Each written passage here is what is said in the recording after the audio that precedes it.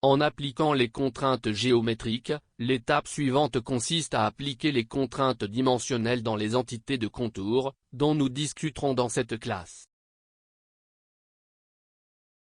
Avec le contour de la classe précédente ouverte, commençons. Une façon rapide, mais pas toujours la meilleure mise à l'échelle de l'esquisse entière est de la sélectionner et de cliquer sur Dimensions et contraintes automatiques. Dans la boîte ouverte, nous gardons sélectionné seulement l'option Dimensions, cliquez sur Appliquer et terminer. Voir que les cotes ont été ajoutées à l'esquisse. Annuler l'application de la commande et voir comment dimensionner manuellement. Pour ce faire, nous utiliserons la commande Dimension, activée dans le panneau Constraint, qui vous permet de redimensionner n'importe quel type de géométrie dans Inventor. Nous activons la commande en cliquant dessus dans le panneau, ou en appuyant sur la lettre D sur le clavier. Pour citer une ligne, il suffit de cliquer une fois sur la géométrie et de cliquer pour positionner le quota. Voir qu'une boîte s'ouvre, où nous pouvons entrer une nouvelle valeur pour l'entité et appuyer sur Entrée ou cliquer sur ce bouton. Pour citer le cercle, la procédure est la même, suivez.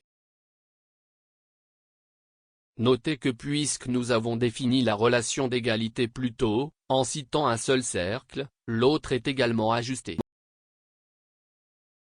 Avec la commande active, si nous voulons changer la valeur d'un quota déjà positionné, cliquez dessus, entrez la valeur désirée dans la boîte et confirmez.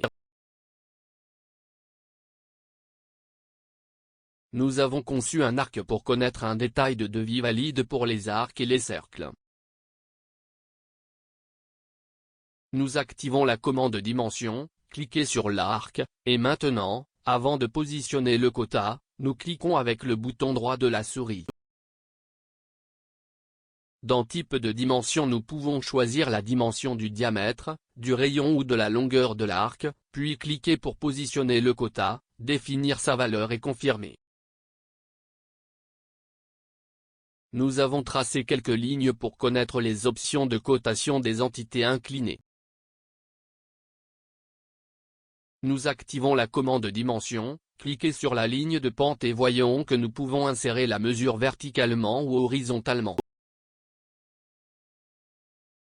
Pour insérer la mesure inclinée, avant de positionner le quota, nous cliquons avec le bouton droit de la souris. Nous cliquons sur l'option Aligner, cliquez pour positionner le quota, définissez sa valeur et confirmez. Pour citer l'angle, il suffit de cliquer sur les deux lignes et de cliquer pour définir la position. Pour citer la distance entre le centre et le centre entre deux cercles, il suffit de cliquer sur les deux cercles et de positionner le quota. Mais pour citer la distance externe ou interne entre les cercles, il est nécessaire de cliquer sur l'un des cercles près de la fin où vous voulez démarrer le quota.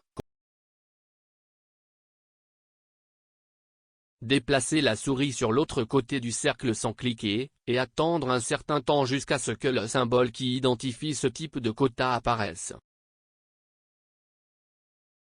Ensuite, il suffit de cliquer et de positionner le quota.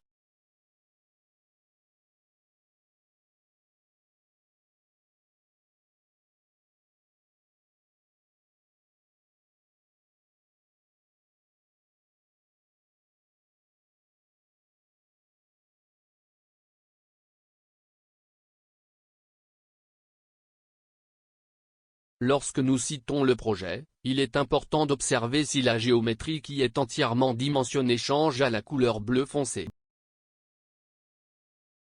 Cela devrait se produire, mais seulement si l'esquisse est référencée au point d'origine du bureau. Voir que cette esquisse est référencée à l'origine. Une bonne pratique lors de la création d'esquisses est de toujours commencer au point d'origine. Voyons comment appliquer des quotas et des restrictions automatiques avec la commande dimensions et contraintes automatiques. Nous activons la commande et la boîte montrée vous indique le nombre de dimensions manquantes pour compléter le dimensionnement du profil. Cliquez simplement sur Appliquer et Terminer pour terminer. Voir que Inventor a entré les dimensions requises pour affiner le profil et que maintenant la géométrie entière est en bleu foncé, ce qui indique qu'elle est entièrement définie. Nous pouvons également ajouter des formules pendant le dimensionnement. Pour voir comment cela fonctionne, nous éditons le quota affiché, tapez l'expression affichée, qui fait référence à la multiplication de 15 par 3, et appuyez sur Entrée. Voir que le résultat obtenu est 45. Nous pouvons ajouter des formules de multiplication, division, soustraction et addition. Vous pouvez toujours utiliser un autre quota comme référence. Pour ce faire, nous éditons le quota souhaité, cliquez sur le quota de référence, complétez la formule souhaitée et confirmons.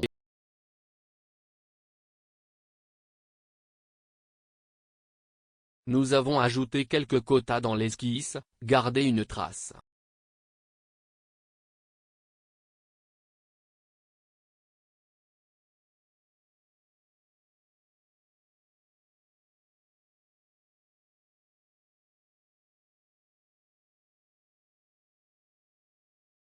Nous avons terminé ici cette leçon, où nous avons appris à concevoir des croquis dans Inventor.